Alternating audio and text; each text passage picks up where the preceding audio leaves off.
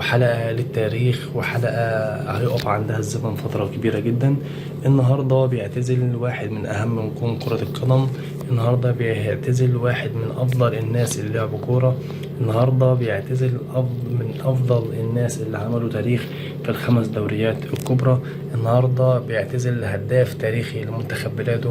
النهاردة موعد اعتزال اللاعب إبراهيموفيتش وهو في نادي اي سي ميلان، بعد ما نادي اي سي ميلان ودع بطولة نهائي دوري الأبطال أوروبا في قبل النهائي.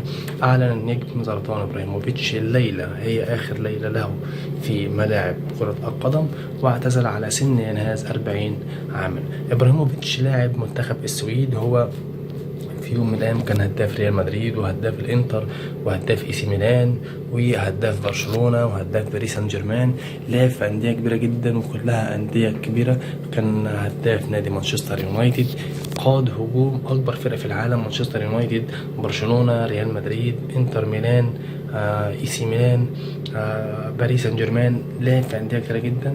إبراهيموفيتش من أفضل اللعيبة اللي لمست كورة.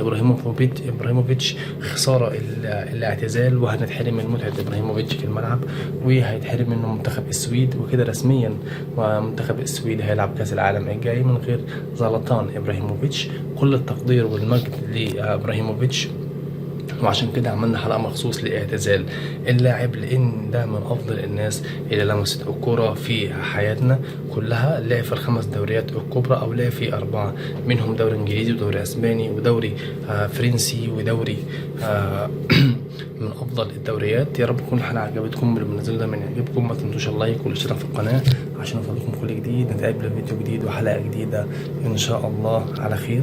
سلام.